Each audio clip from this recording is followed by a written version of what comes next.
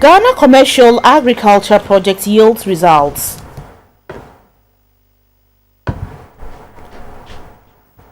Finance Minister said Tekpe dispels speculation about Ghana's debts.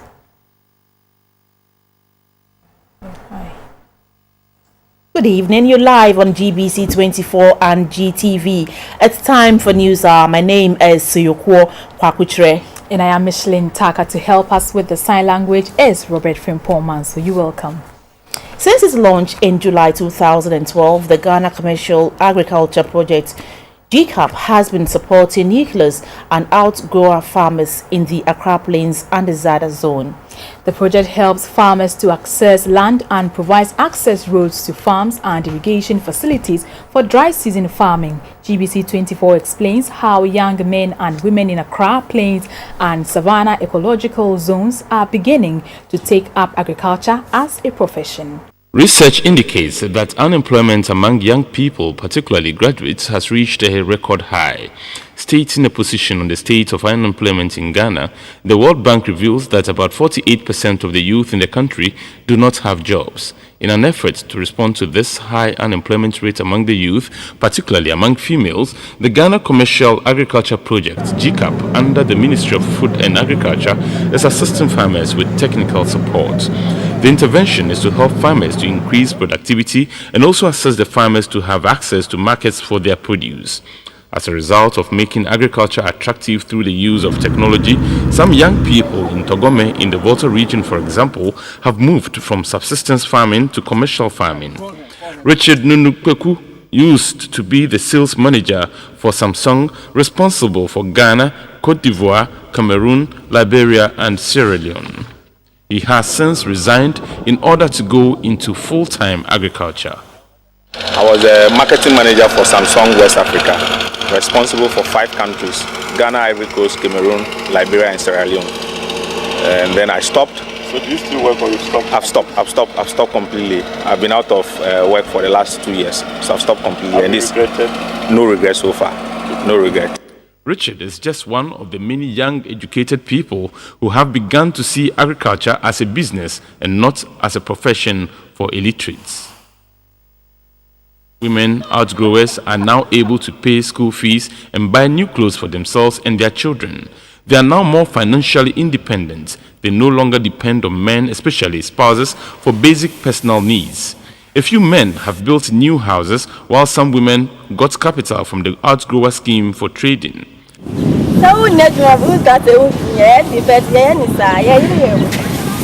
The national coordinator of GCAP, Charles Nonu, says one of the aims of GCAP is to transform agriculture and make it attractive to the youth. We want to help people who are already proven farmers who have knowledge, expertise, and can offer same to other farmers. So you must have that. Then you must also be doing crops that GCAP supports: rice, maize, and then soya and horticulture crops. And then the third one is that you must also be ready to also support whatever you wanted to help you yourself, because most of our support is through matching grants, and the grants have a maximum cap of 80% of the cost of whatever you wanted to support you. You have something that is trade. Yes. So let's know about it. The Minister for Agric, Alhaji Mohammed Muniru Limuna, has been to many of the farms that have received support from GCAP and is urging more farmers to take advantage of the scheme to improve on production. The farm service centers will buy them from you. Your headache is not to get market. Your headache is to how to cultivate the tomatoes. When you finish, they'll buy it from you. We are in collaboration with Ministry of Trade and Industry to ensure that we have processing plants that can process, store our tomatoes and use them, so that is not your headache. The increase in production has also led to food security, as many households now have enough to eat till the next farming season and some extra to sell and buy other foodstuffs that they do not produce. This means higher income and improved living wages. Abdulhai Momin, GBC24. This year's National Science, Technology and Innovation Fair has begun at the University of Ghana, Legon. The fair is a showcase of indigenous inventions by some selected tertiary and research institutions. Science, technology and innovation are key to society's advancement. The advanced and fast developing countries such as Japan, South Korea and China are just a few examples of nations that have built their economies on scientific innovations and inventions. It is believed, and evidently so, that Ghana can achieve the much-needed development if she invests a lot of resources into science and technology programs. For this reason, the government introduced the Science, Technology and Innovation Fair last year to encourage and nurture young scientists to explore and invent. The fair is organized by the Ministry of Science, Technology and Innovation with support from some research institutions. This year, 5 institutions benefited from a $500,000 grant meant to encourage them to bring into being new things that will make life better. The project was funded by the World Bank. In the next few days, the inventors, researchers and students will interact and share ideas on the importance of the private sector and the science, technology and innovation for national development. The Vice Chancellor of the University of Ghana, Professor Ebenezer Odrowusu, said it is time for Ghana to develop homegrown technology for development. It's my hope that this fair would create the relevant platform for participants to pursue their interest in science, technology and innovation, to showcase new technologies and build stronger collaborative networks to impact national and international development, which would ultimately better the lives of our people. The Minister for Education, Professor Nana Jenu Pokwajiman, said science and mathematics are part and parcel of human life, and it's time the teachers divide ways to make the study of those subjects easy and interesting for students. The Minister for Environment, Science, Technology and Innovation, Mr. Mahama Yariga, said the youth must be encouraged and empowered to develop their talent in science and technology. The rapid technological advancements have been changing the way we live, learn, work, play, and socialize. Some of the exhibitors spoke about their innovations. It is made up of 46% of potato, and we did this because of vitamin A deficiency in Ghana. Almost every Ghanaian likes taking bread in the morning. So you get the average Ghanaian taking bread, but the bread contains vitamin A. Water could be of this quality, but we want to be able to treat it to a level where, after running it through our first treatment system, which is natural aggregates set up, we can have this quality.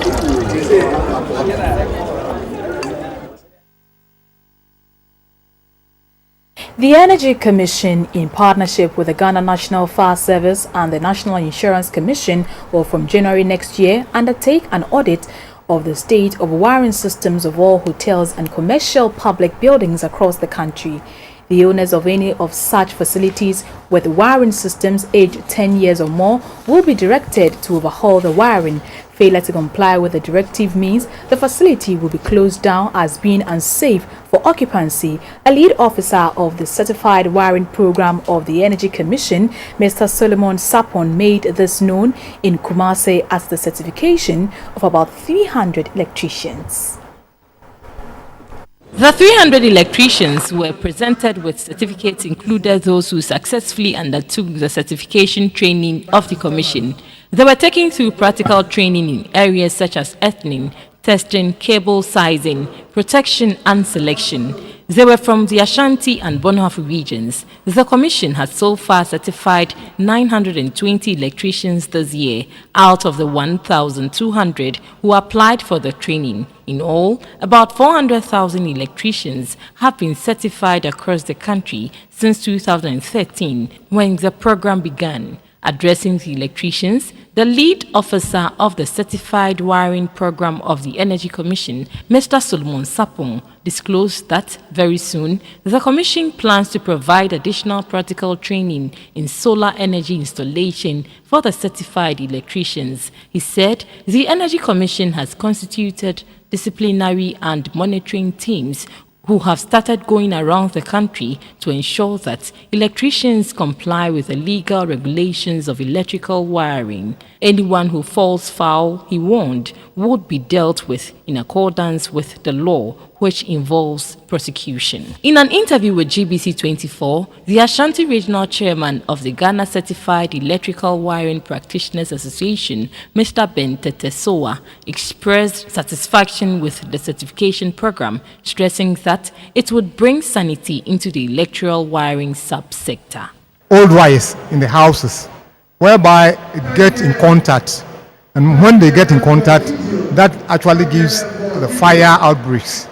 And with the introduction of this, we have been able to just outline the old cables, some of the old cables. At the same time, with the new installations, we have to do some testing.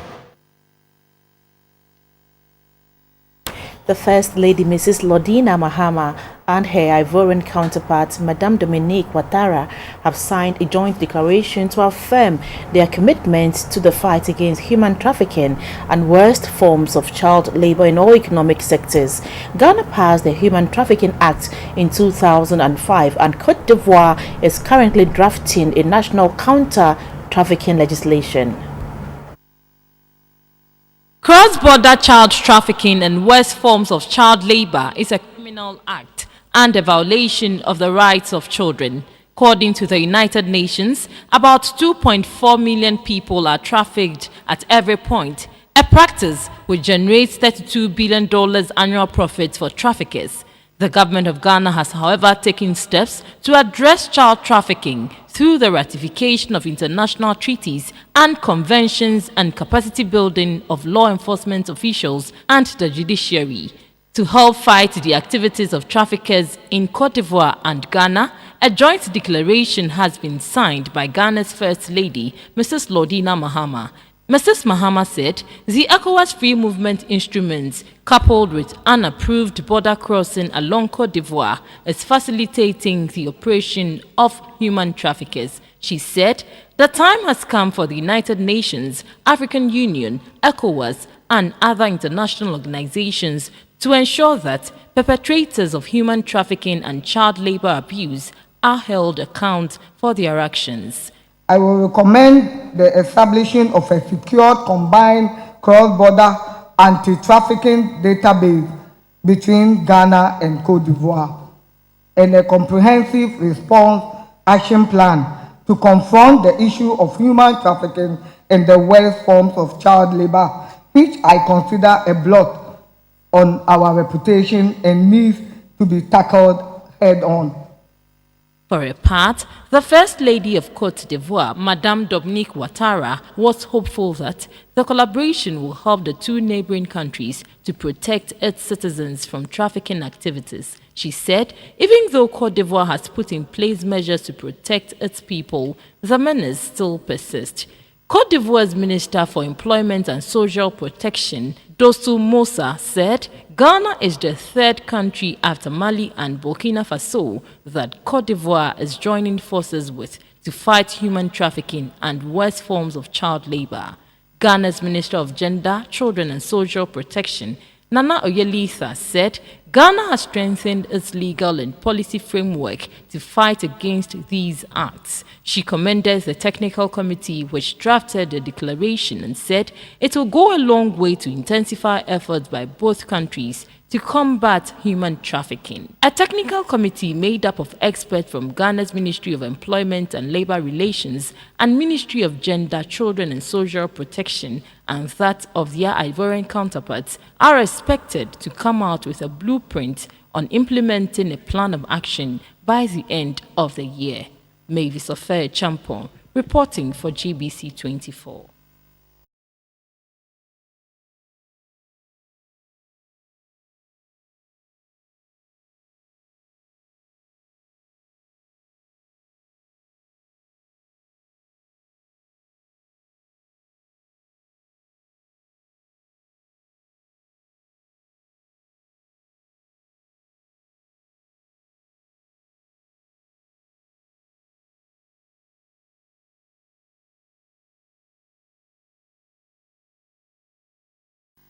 You're welcome back. President John Mahama has assured residents of the rural Greater Accra that government under his watch will always deliver to make life bearable for them.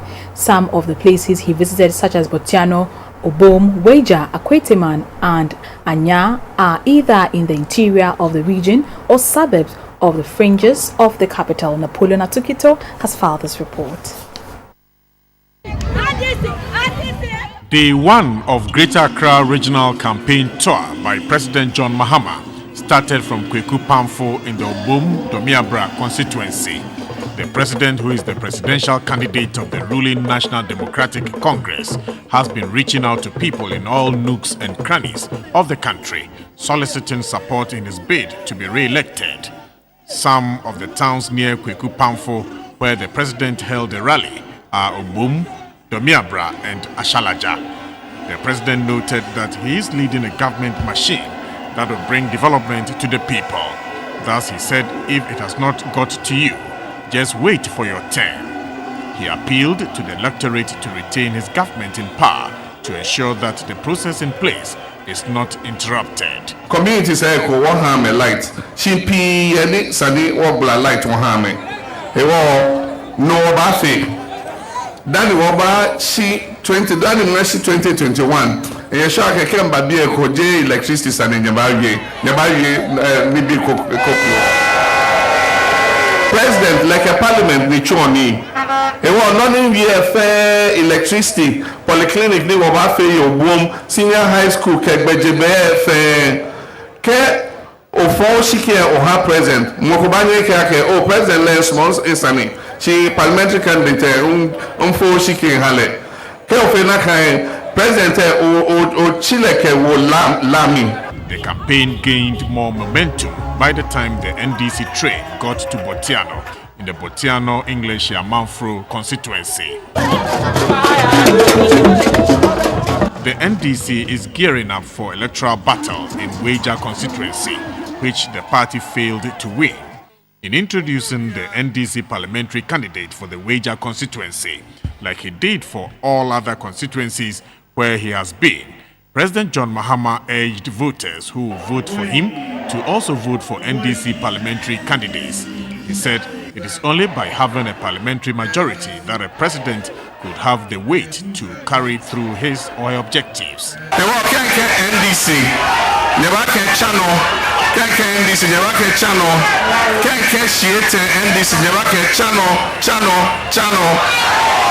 what is NDC? NDC.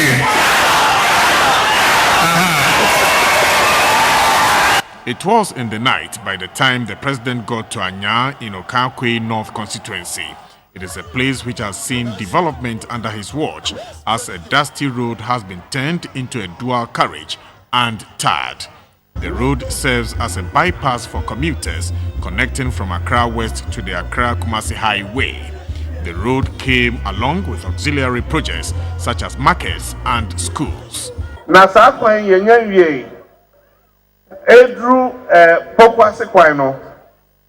African Development Bank, omoma isika di yewe. Mediato omenim, omo be my sika ni aye interchange ewo Pokwase Junction ho. Akweteman broke into deafening cheers when the president got there. The president had said in his earlier remarks there that as a young man he began life in the neighborhood of Akweteman before moving to live at Medina in the early days of marriage. He urged the crowd to turn out in their numbers to vote for him to lead the nation to greater prosperity in the next 4 years.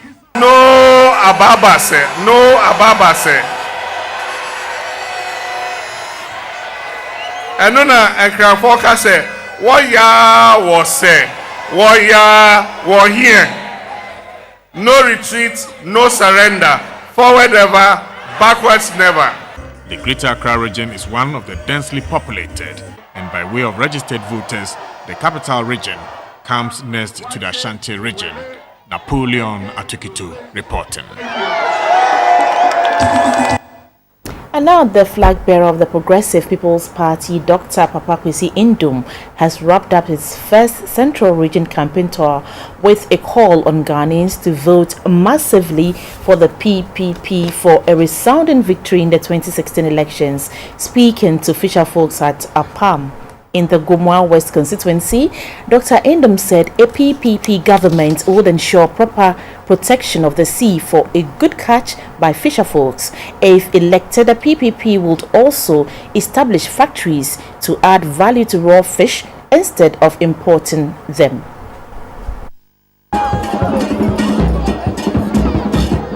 The entire Apam township was on its feet for the flag bearer of the Progressive People's Party as he walked through some streets responding to cheers from the townspeople.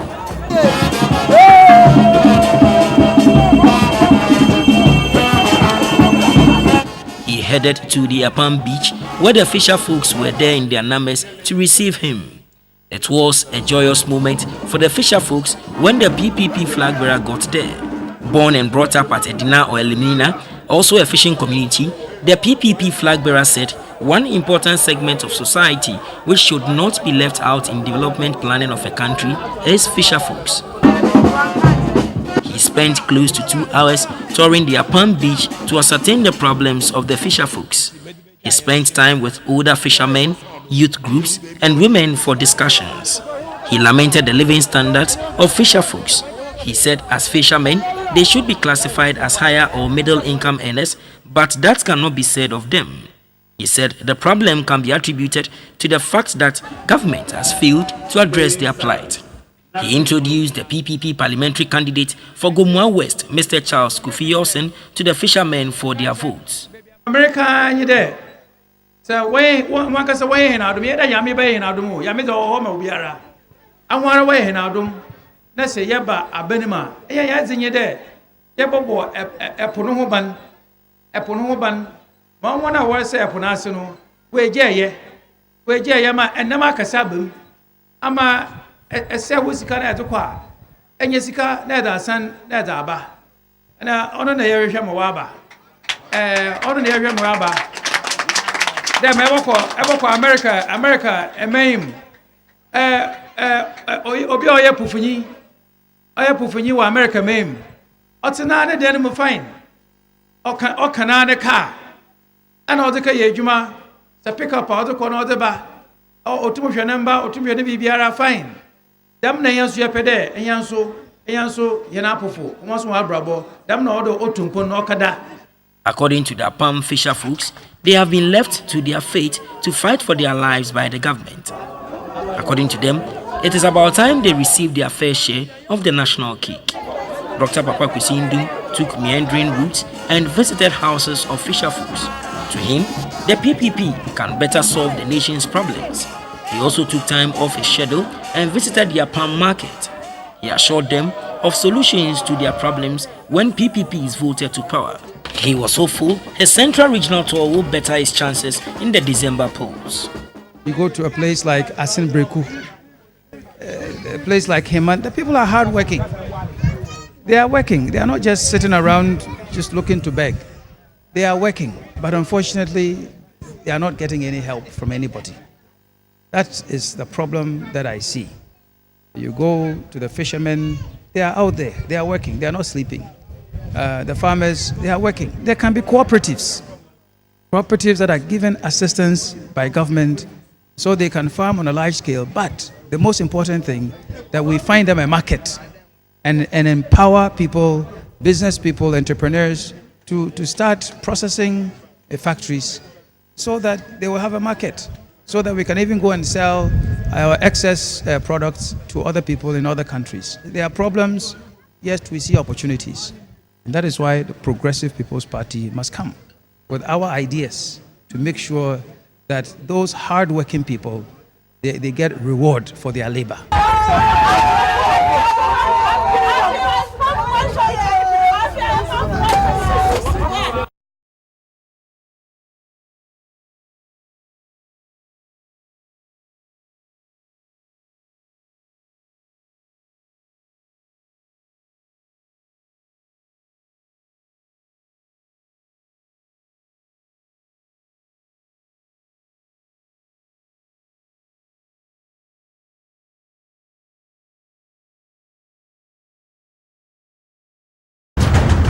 Away from politics, Ghana and Russia have made a mutual pledge to expand the range of items in the economic engagement under the New Deal. Nuclear power, mining, transportation, and agro-business will be given special attention. Already, Moscow is assisting Ghana in areas of education and leadership training. The new business opportunities appear to be a well-thought-out arrangement to be declared at the meeting taking place in Accra over the Ghana-Russia Permanent Joint Commission. Russia, a global economic giant, recently revived its ties with Africa with increased investment. The positive effect on Ghana was the signing of a nuclear power agreement last year. Experts have lauded the move, calling it a major booster for the energy sector and the economy in general. The second Ghana-Russia Joint Permanent Commission is to cement the agreements and policies enunciated under the first commission. A source in the Russian delegation indicates that their side will be seeking to increase their investment in Ghana because the Ghanaian economy is favorable to business. It's not only to fix various mutual initiatives in protocol, but it is also very important to realize them specific concrete projects. Ghana, on her part, lauded Russia for her commitment and called for a legal framework to bind the two sides to the agreement. We are tasked to ensure that agreements emanating from the Joint Commission sessions bear fruits to our peoples.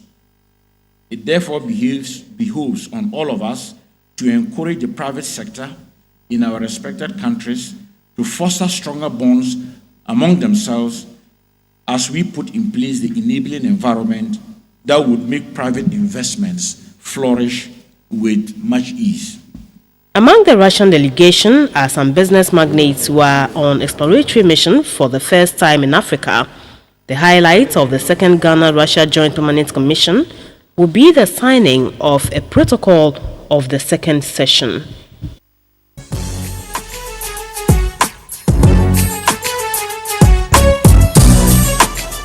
Hello again, my name is Morris Ogbete. Got latest from the world of business. Now, Finance Minister Seth Terkper says Ghana's current debt now stands at $27.8 billion, contrary to $40 billion being speculated. Mr. Terkper disclosed this in an exclusive interview with GBC24. The current debt stock, to be very precise, as at July 2016, is 27.8 billion US dollars. You can convert it into cedis and you get a cedi equivalent, which I don't have. Normally we measure in dollars because it involves borrowing. You borrow in euro, you borrow in cedis, you borrow in yen, in the dollar itself, and so the common denominator we use is the dollar. You denominate everything. So it's it's as I said, approximately $28 billion, US dollars. So that's our current debt stock. That's the debt stock.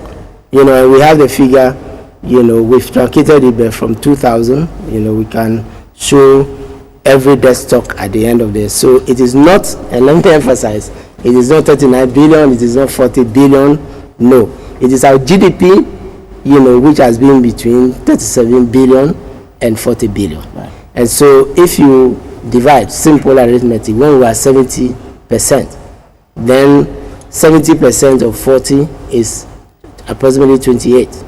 Okay. So that establishes the debt stock. But the debt levels today, and it comes to we analyze these things. The debt stock as we speak today is at 65 percent. Based on, yes, it was 63 at the end of May. We did say that on account of disbursements, and that's where the adjustments come in. Okay. On account of disbursements, our end of year debt to GDP ratio is likely to be around 67-68%. Percent. It's not likely to be above the 70%, let alone the 90% or so. Even with the borrowing that we did in August, and with the 750, we have projected to the end of the year. We have 3 months to the end of the year. Okay. And so we have added all that, and we are saying that we are likely to be around 67-68. We do have models, for these things. And so I think to clarify, that is where we are, and this is the goal. Our goal is for the debt first we slow down, the rate at which we were borrowing annually. And then we are seeing the debt to GDP ratio itself go down. Okay. And what is our target? Ghana used to be a B+ rated country. If you look at countries, there are those who are on the markets. And for our debt to be sustainable in that sense, we must be between 55 to 60%. So that's our goal. Still business live on GBC24. Deputy Minister for Power, Mr. John Jinapor, says the government has factored all concerns of ECG workers in the privatization process of the power distributor. At a forum with editors in Accra, Mr. Jinapor said there are key performance indicators in the contract that gives the government the power to terminate the contract if the concessionaire fails to meet them. He therefore assured Ghanaians that the government is seeking the best deal for the country. The Ghana Power Compact entered into force on the 6th of September 2016, 2 years after the second compact was signed. This effectively means that the road is cleared to hand over the Electricity Corporation of Ghana to a private firm to manage for the next 25 years. Under the Power Compact, 6 projects will be implemented to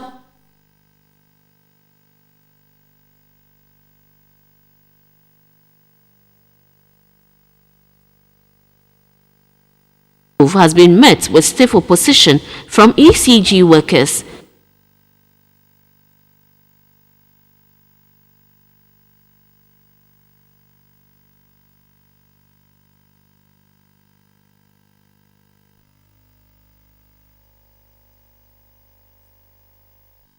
We apologize for that technical challenge there. Let's go to the interbank market and get latest figures of how the local currency is performing.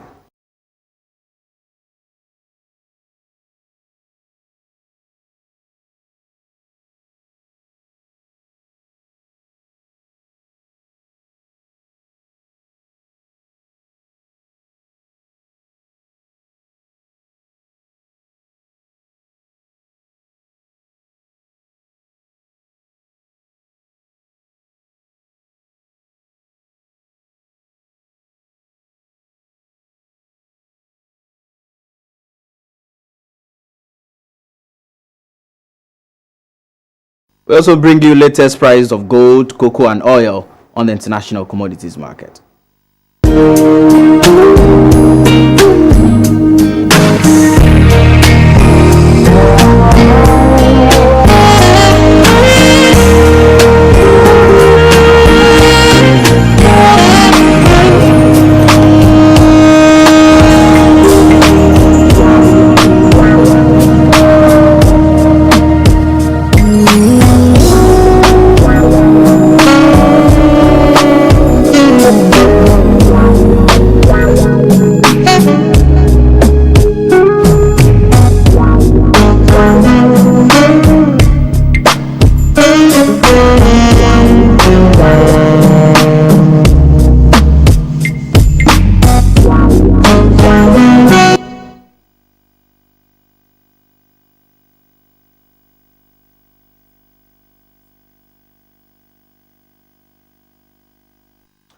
And that'll do for business. News hour continues.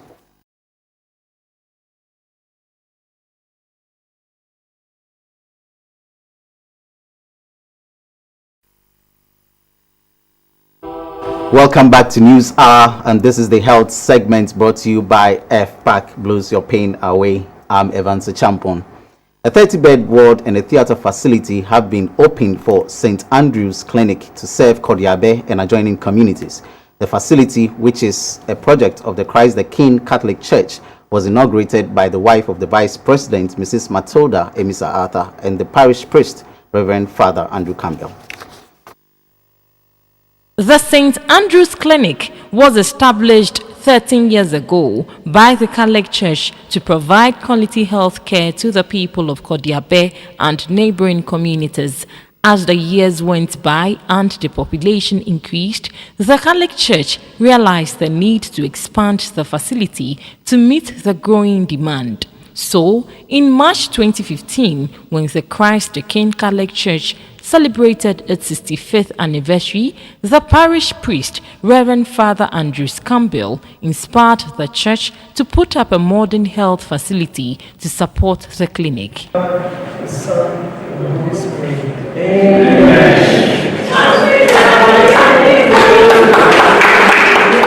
The facility consists of a 30-bed ward and a theatre. Father Campbell was grateful to individuals and organizations who contributed in diverse ways to make the project a reality. And Mother Teresa said, the ocean is better off because of that drop of water. You are a drop of water in Ghana. I am a drop of water. We're all a drop of water. If everybody put our drops of water together, work hard, be patriotic, be transparent, be honest, stand up for what is true and what is right, Ghana will change and it won't be a third world country anymore. The wife of the Vice President, Mrs. Matilda Emisa Arthur, urged Ghanaians to be inspired by the life and contributions of Reverend Father Andrews Campbell to humanity. No matter how daunting the task, no matter how challenging what he wants to do, he's persistent, he perseveres, and his faith goes in front of him, so that with faith, he's been able to achieve several things. Wherever you are, do your best. Bible says, everything you are doing, do it as unto the Lord. It is not only Father Campbell and Father sitting here, who because they are ordained, are in ministry. All of us are in ministry.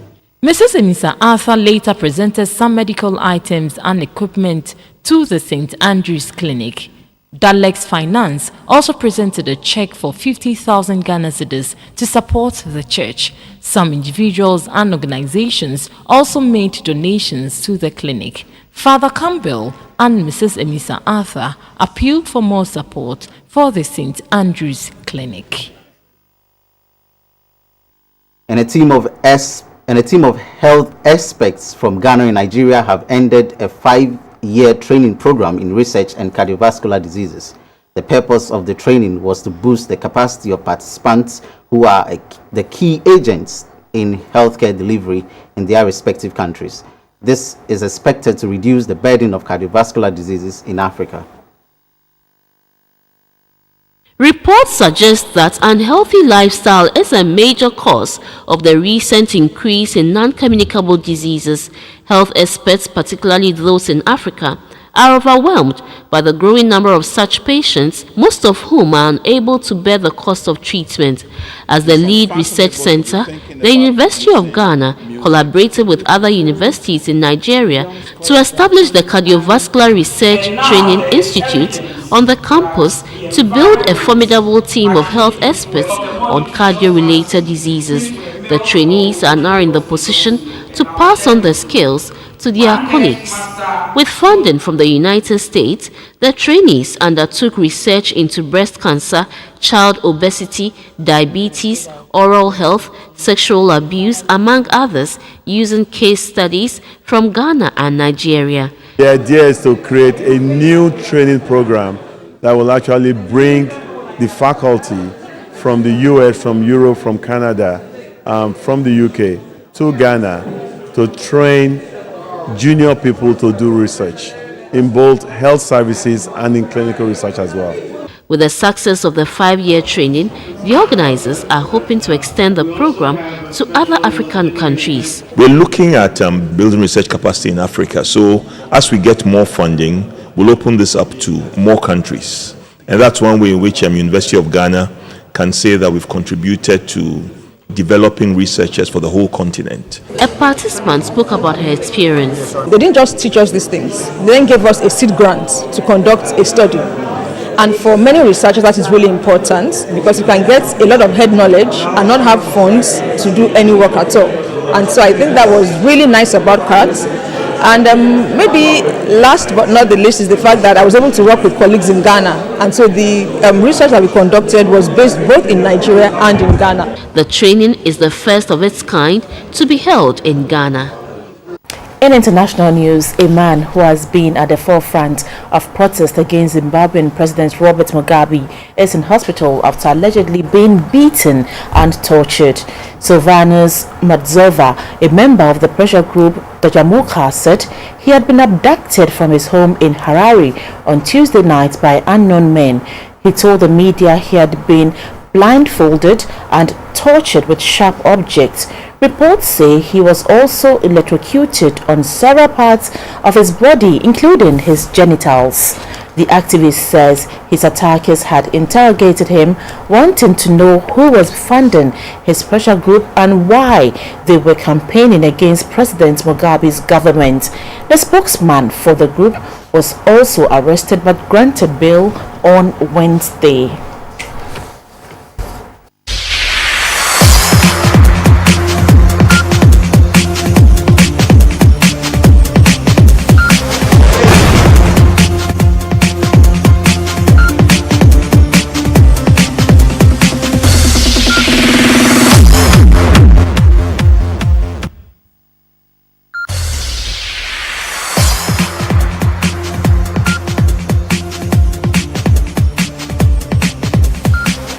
Hello, let's update ourselves from happenings in the world of sports. I'm Theophilus Sampa. The Kenyan national beach soccer team, the Harambee Sun Stars, have arrived in Accra. They will play the senior national beach soccer team, the Black Sharks, on Sunday. The rest, the final eliminator. These are the 19-man contingent from Kenya. They are made up of 12 players and 7 officials. The team will play Ghana's beach soccer team, the Black Sharks, on Sunday. The encounter is the return leg fixture of the ongoing CAF Beach Soccer Nations Cup qualifiers. Ghana a fortnight ago beat the Harambee Sun Stars by 10 goals to 3. The head coach of Harambee Sun Stars, Rajabu Babu, says they are going to reverse the scoreline. Anything can happen in football. So if we get a surprise, I said even the first leg, no problem. You know, remember in Kenya, we were the first to score you. So anything can happen and we are ready for the game. Captain of the side believes their early arrival will afford them the opportunity to acclimatize. The last time we played Ghana at home, there was one guy as in the number 10, just number 10. It was very tricky, though the one who was just destroying the whole team. So we believe we came here, we are going to defend Ghana. We believe in ourselves. Officials from the Ghana Beach Soccer Association were happy at their arrival. I'm very happy the Kenyans are here. They look happy, they look optimistic and confident, which is good. They've not given up, so it means we're in for a good match. Less than 12 hours before the arrival, they sent me an email that they've changed their hotel from Asa Hotel to Oshinik, which I even don't know where the Oshinik is, but I learned it's at Dansuma. The winner on aggregate will qualify for the second edition of the Continental Showpiece to be staged in Nigeria in December this year. The winner of the December event will represent Africa at the 2017 FIFA Beach Soccer World Cup to be staged in Bahamas. The worry between Accra Hearts of Oak and Kumasi Asante Kotoko Knights of Ghana football battle for who is who in a peace tournament. The competition is being put together by the United Nations Association of Ghana. On the 21st of September this year, the Accra Sports Stadium will come alive when Hearts plays Kotoko in a peace match. The game is part of activities to preach peace before, during and after the upcoming elections. The day will not only be about football, as some musicians will be present to spice up the competition with their melodious songs. Launching the event in Accra, the Vice President of the World Federation of the United Nations Association, Janet Edna Nyame, advised the youth to refrain from activities that promote violence. Ghana, after almost 2 decades of constitutional democracy rule, is a relatively strong democracy with noteworthy accomplishments. In spite of this international recognition, as a relatively stable nation, Ghana has a myriad of perennial conflicts, which have at times erupted into violence, clashes, and if not addressed, has the potential of destabilizing the nation. A peace ambassador for the match, Great Ampong, said the promotion of peace needs an all-hands-on-deck approach. Don't do what I will not do. Don't go and take any ballot box. don't go and do anything that will not make our peace to be established. Adofu yenyina yegana fo isaye yasunji Gana mambe yadiya yempentuko emoje yego. So that's all for sports. More news comes up after this break.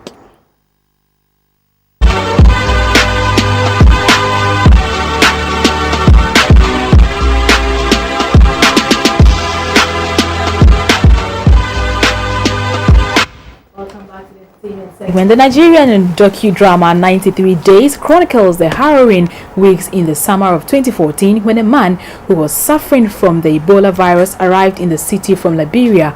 It is a story of how Nigerians came together to fight this dreadful disease. The movie was shot in the same neighborhood. Director Steve Gukas said they hope that the people who watch the movie understand how closely people in far-flung parts of the world are connected is key to his desire. The film will be premiered earlier this month at the Toronto International Film Festival and will be released in Nigeria theaters on Friday. That's it in this package. Thanks for your company. Have a good night rest.